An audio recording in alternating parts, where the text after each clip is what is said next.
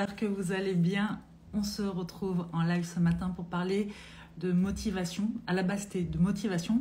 Je pense que ça peut être intéressant qu'on fasse un petit tour d'horizon aussi sur la procrastination parce que c'est intéressant de comprendre pourquoi on procrastine.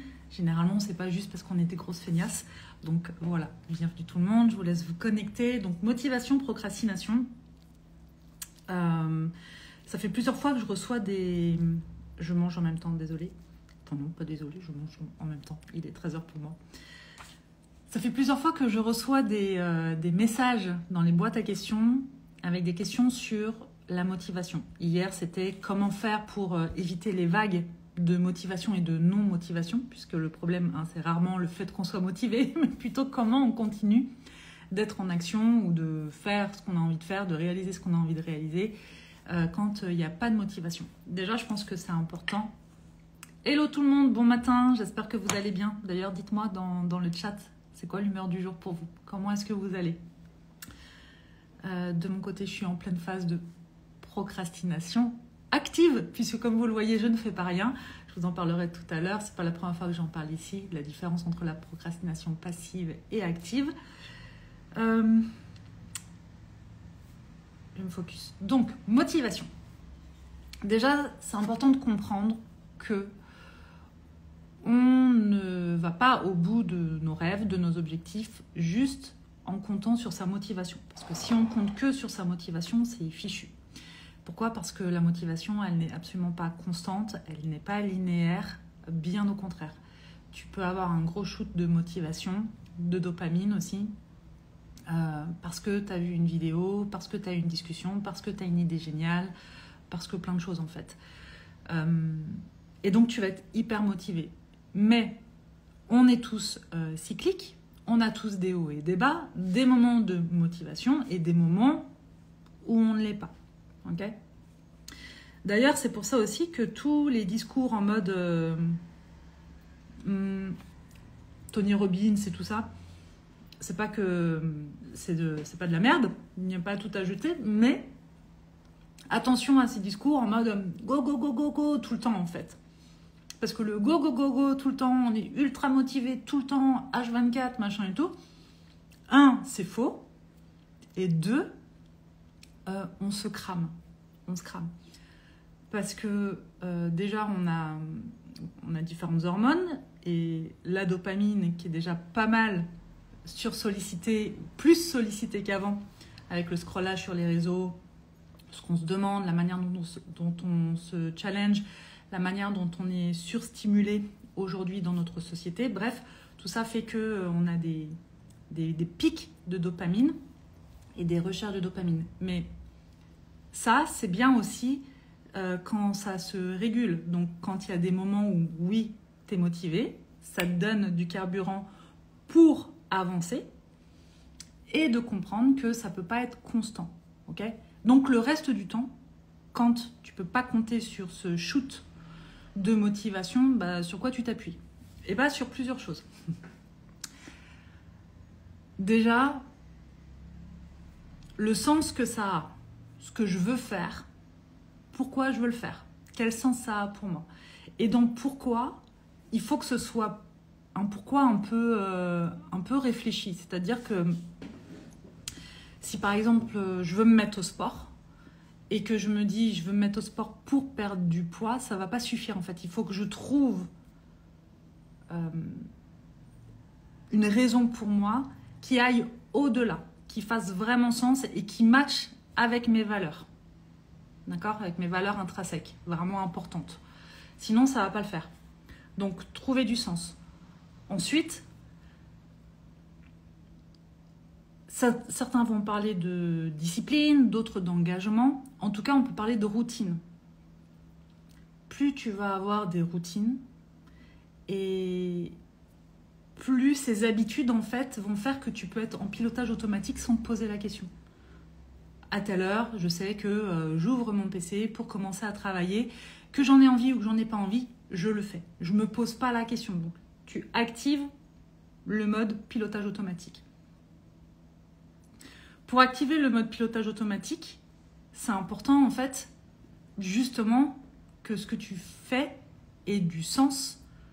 Et c'est ce sens-là qui va être ton carburant constant un peu de motivation, qui va distiller de l'essence en fait, pour ces moments où tu n'en as pas. Quelqu'un qui adore le sport n'est pas motivé 365 par 365. Quelqu'un qui est passionné par son boulot n'est pas motivé 365 sur 365. C'est pas vrai. C'est pas vrai, c'est pas possible en fait. Ça veut pas dire que tu n'aimes pas ce que tu fais, ça veut pas dire que tu es nul, ça veut pas dire... Mais c'est pas possible en fait. Un être humain vivant n'est pas constant. C'est la base en fait. Et donc, tous ceux qui vous disent « Moi, je suis constante, je suis hyper motivée, H24, tous les jours de l'année, je suis comme ci, je suis comme ça, au top, on fire », c'est des mythos. Je suis désolée, je pense que c'est la première fois que je me positionne de cette manière-là ici, mais clairement, c'est pas possible. Voilà. Tu peux avoir moins de bas en fonction de où t'en es, de comment va ton ventre, ta tête, ta vie en général, ok? Mais même quand tu es au top, tu peux avoir des moments où tu n'es pas motivé et des moments de moins bien, tu es moins inspiré, ta créativité peut être un peu en baisse et tout ça, c'est complètement normal en fait. Et je le dis et j'insiste parce que je veux vraiment décomplexer et déculpabiliser toutes les personnes qui peuvent traverser ça parce que ça peut ajouter justement à la démotivation et à la procrastination. Ensuite, je pense que pour être dans une espèce de constance dans notre manière d'être dans l'action, c'est important de comprendre qu'on a besoin de vide et de plein, ou de plein et de vide, d'être et de faire, des moments de je suis dans l'action et des moments de ressourcement. Ressourcement, ça ne veut pas dire je fais rien forcément. Le ressourcement, ça peut être je vais me balader en nature, je fais un truc qui me fait plaisir, je regarde une série qui me fait du bien, je fais rien, tout simplement. Mais c'est important en fait parce que quand on aime beaucoup ce qu'on fait, le risque, ça peut aussi être justement, je le fais tout le temps et je prends plus du tout de temps de ressourcement, ce qui fait qu'au bout d'un moment, peut-être je peux me cramer. Voilà. Mais ça, encore une fois, ça va dépendre de certaines personnes. L'idée, c'est pas de savoir si tu travailles trop ou pas, ça va être vraiment de savoir déjà est-ce que ça fait sens. Je rappelle que le burn-out, c'est rarement parce que tu travailles trop, mais c'est souvent parce que tu fais trop de ce que t'aimes pas ou de ce qui fait pas sens pour toi. Et c'est ça, en fait, qui crame. Parce que, du coup, toute cette énergie-là, tu la mets dans ce qui fait pas sens, ce qui nourrit pas tes valeurs, et donc tu n'as plus de carburant pour nourrir vraiment des choses qui te font du bien à l'intérieur. C'est essentiel. D'ailleurs, travailler sur ses valeurs, comprendre ses valeurs, connaître ses valeurs, honorer ses valeurs, faire en sorte que chaque jour, on ait du temps, de l'énergie pour les nourrir, ça aussi, ça va contribuer à l'engagement, la motivation, au bien-être en fait en général, au-delà de la motivation et du passage à l'action. Les valeurs, j'en parle en long, en large, en travers dans la formation holistique, mais j'en parle aussi dans Déclic. Déclic, c'est un programme qui est complètement offert, donc gratuit, dans lequel vous pouvez aller piocher et je parle des valeurs, il me semble. Je sais que je parle des croyances, c'est sûr, mais je crois que je parle aussi des valeurs. Voilà. Prenez ces cadeaux. Ensuite, il y a un élément dont je n'ai pas parlé en story hier quand j'ai répondu à la question sur les vagues de motivation.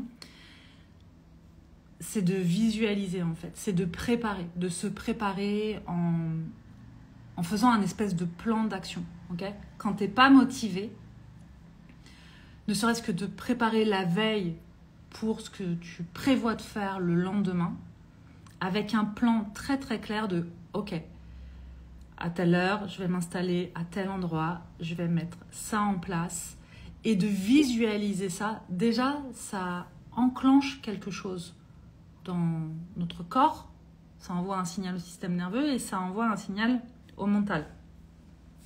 Et de préparer les choses. Donc si par exemple tu te dis « Demain, je commence à bosser sur tel projet et j'ai besoin de m'installer dans un endroit calme sur mon ordinateur et tout ça, eh bien, tu vas faire en sorte que l'espace sur lequel tu vas t'installer le lendemain, il soit agréable, rangé, prêt, dispo pour le lendemain. Parce que si tu n'es pas motivé et que le lendemain tu arrives avec ton PC déchargé, il faut que tu cherches le chargeur. Le bureau, il est dégueu, en bordel, tu n'as pas envie de t'asseoir. Ça va pas marcher. Ça va pas marcher, pourquoi? Parce que ton mental va avoir un espace de négociation, c'est plus un espace, c'est une autoroute pour négocier. Et comme naturellement, on n'est pas vraiment programmé pour l'effort, on est plutôt programmé pour la récompense et le plaisir immédiat, d'accord? Donc en fait, entre quelque chose qui va me demander un effort et quelque chose qui va faire que je vais être récompensé immédiatement, naturellement, instinctivement, on va aller vers l'option récompense immédiate, ok? Donc c'est pour ça en fait que c'est important, peu importe ce qu'on veut mettre en place, pour pouvoir faire le premier pas, enclencher le premier pas, ce qui est le plus difficile quand on manque de motivation, eh bien c'est de préparer les choses. On prépare le terrain et on visualise. Exemple, si je décide de me mettre à la course à pied, très clairement, la veille, je vais préparer ma tenue de sport, mes chaussettes dans mes baskets, devant la porte, tout est là, d'accord? Le lendemain matin, quand je me réveille, je sais ce que je dois faire. Donc, même si à un moment donné, mon mental, quand le réveil sonne, se dit « Oh, flemme, peut-être que… » Non, en fait, il n'y a pas de peut-être que, parce que comme tu as déjà visualisé le truc et que tu as tout préparé, il y a une autre part de toi qui peut être en pilotage automatique beaucoup plus facilement, se lever, enfiler la tenue, mettre les chaussettes, les baskets et go, on y va. Et c'est de comprendre aussi que dans ces moments-là, c'est pas la performance qui va primer, que ce soit pour le sport ou pour le travail. Ça va être la mise en action. Et si la mise en action, elle est que pour 10 minutes, c'est gagné en fait. Parce que tu es en train de réentraîner ton mental à avoir une forme de routine. Petit à petit, tu vas intégrer, tiens, à telle heure, je m'installe à cet endroit-là et je mets en place quelque chose. Ça va vraiment faire la différence aussi. Donc, c'est quoi ton pourquoi? Est-ce que ça a du sens? Est-ce que ça nourrit tes valeurs? Quelles sont tes routines? Préparer la veille pour le lendemain avec un plan clair, où, quoi, comment. Une petite visualisation si tu as besoin. Et ensuite, go. Go. Comment elle s'appelle? C'est Mel Robbins qui a un podcast qui est très chouette. Elle qui parle d'un compte à rebours à faire. Alors, je l'ai pas testé, mais il paraît que c'est pas mal. Un compte à rebours à faire pour squeezer le mental. C'est-à-dire qu'avant de faire quelque chose, tu es en train de te poser 36 000 questions, tu te sens démotivé. En fait, tu vas compter de 5 à 0, 5, 4, 3, 2, 1, 0 et go, en fait, tu y vas. Et le fait de décompter, tu squeezes le mental et tu enclenches justement ce pilotage automatique. Donc, ça peut être vraiment intéressant de tester si vous êtes là-dedans. Si malgré tout ça, il y a une démotivation qui est persistante et que vraiment, il y a au-delà de motivation, puisque je le dis, passer à l'action n'a rien à voir avec la motivation, même si c'est beaucoup plus facile quand on est motivé, mais en fait, encore une fois, si on attend d'être motivé, on ne va rien faire. Je pense que c'est intéressant de comprendre pourquoi on procrastine, en fait, parce que la procrastination, elle donne aussi des indices. C'est-à-dire que si à un moment donné, tu fais tout ça, ça a du sens pour toi, mais tu ne passes pas du tout à l'action, c'est intéressant d'aller chercher ailleurs. Qu'est-ce qui se passe en fait? Quelles sont tes croyances par rapport au projet que tu as envie de mettre en place? De quoi ton inconscient est en train de te protéger?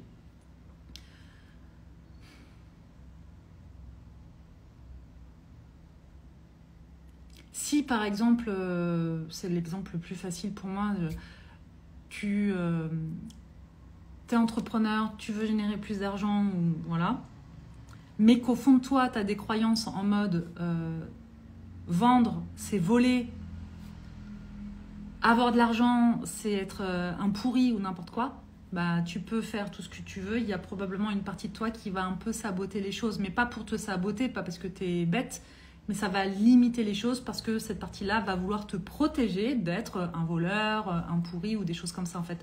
Donc c'est aussi intéressant d'aller voir pourquoi je passe pas à l'action, pourquoi je procrastine ou pourquoi je me sabote en fait. C'est pas pour rien. Donc déjà aller voir au niveau des croyances, c'est quoi le risque de réussir ce que tu veux? Est-ce que vraiment, sur le fond et la forme, ça a toujours du sens et ça nourrit toujours tes valeurs? Parce que parfois, on a un rêve, un objectif, on passe à l'action, on est motivé au début, puis petit à petit, ça diminue, c'est ok, c'est normal. Donc c'est là que le sens, le pourquoi, les routines et la préparation rentrent en jeu pour maintenir le cap. Mais si tu vois qu'en fait, malgré tout ça, ça ne fonctionne pas, il y a peut-être à te poser la question de est-ce que ce rêve, cet objectif-là, c'était vraiment le tien? Est-ce que c'est toujours le tien avec la personne que tu es aujourd'hui? Parce que, si j'ai un rêve... moi, j'avais des envies peut-être il y a 2 ans qui sont plus forcément mes envies du moment. Et aujourd'hui, j'ai d'autres envies qu'il y a 2 ans. Donc, et parfois, c'est pas la forme. Non, parfois, c'est pas le fond qui va plus, c'est la forme en fait. Pour exemple, Soma Soa, depuis le début où on a créé Soma Soa, il y a plein de fois où on a changé, fait évoluer, fait bouger des choses parce que Soma Soa, tel que je l'ai créé au début et aujourd'hui, il y a une différence en fait. Moi, j'ai changé, mes envies ont changé, ma vie a évolué aussi d'une certaine manière. Et donc, régulièrement, je me rends compte que, tiens, j'ai des moments de vide, il y a des choses qui font plus sens, donc je me retrouve à procrastiner. Et c'est là, en fait, que je me dis, tiens, il n'y a plus l'élan. Pourquoi? Est-ce que c'est parce que je suis crevée? Et parfois, c'est juste ça, je suis fatiguée, j'ai besoin d'une pause. Ou est-ce que c'est parce que, justement, la manière dont je suis en train de faire les choses, ça ne matche plus avec celle que je suis aujourd'hui? Et dans ces cas-là, là, c'est intéressant d'aller réajuster. Et enfin, donc, croyance, est-ce que c'est toujours le fond, la forme? Est-ce que ça correspond toujours à tes rêves, à tes valeurs? Et donc, oui, est-ce que ça correspond aussi à tes valeurs profondes? C'est-à-dire que si à un moment donné, tu as un rêve, mais que c'est pas du tout, ça ne matche pas avec des valeurs qui sont hyper importantes pour toi, de la même manière, il va falloir réajuster quelque chose. Donc, ouais, procrastination, c'est intéressant d'aller voir. Et quand on parle de procrastination, je parle de procrastination active et passive, les amis. Parce que des fois, on peut se dire « Non, mais je procrastine pas, c'est que je suis trop occupée pour faire ce qui compte vraiment pour moi. » Et le « je suis trop occupée », souvent, c'est de la procrastination active. C'est-à-dire, je remplis mon espace de plein de trucs à faire. Comme là, par exemple, je suis avec vous en live, alors que je sais pertinemment que j'ai mes bagages à préparer, mon visa en ligne à faire pour Séoul et tout. Mais voilà, j'ai la flemme. C'est pas quelque chose que j'aime faire. Donc, je suis là, je me dis « Ah tiens, par contre, faire un live avec ma communauté, ça, je kiffe. » Donc, beaucoup plus facile. Et en plus, ça vient nourrir une valeur très forte pour moi qui est de la transmission. Beaucoup plus facile de le faire. Donc, je remplis de l'espace, soit de choses que j'aime, soit de choses que je me dis que je dois faire pour ne pas faire ce que j'ai à faire. Ça s'appelle de la procrastination active. Procrastination passive, je pense que je n'ai pas besoin de vous l'expliquer. Je remets les choses à plus tard, je végète, et voilà. Si dans ces moments-là, je passe du temps à me juger, à me rabaisser, à culpabiliser, à scroller sur les réseaux sociaux en me comparant à tout le monde, eh bien, la seule chose que ça va faire, c'est que ça va venir renforcer ma procrastination. Point barre. On ne trouve pas de solution en se jugeant. Ça ne marche pas comme ça. La seule chose qu'on fait quand on se juge, c'est perdre son temps, perdre de l'estime de soi, de la confiance en soi, et c'est tout en fait. Donc, pas de jugement, de l'observation de soi, et puis du réajustement. Voilà les amis, je ne sais pas si ça vous parle tout ça. Je ne crois pas avoir vu de message en particulier, juste je regarde. Non.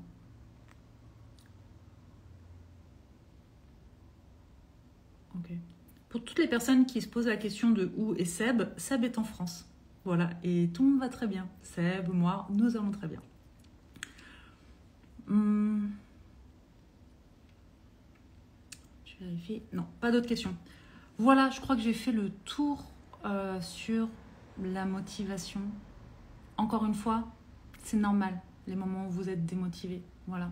Faites des choses qui vous font du bien. Nourrissez-vous de ce qui vous fait du bien, de ce qui fait sens pour vous. Éliminez au maximum ce qui ne fait pas sens pour vous. Okay, y a déjà assez de contraintes comme ça qu'on ne maîtrise pas forcément.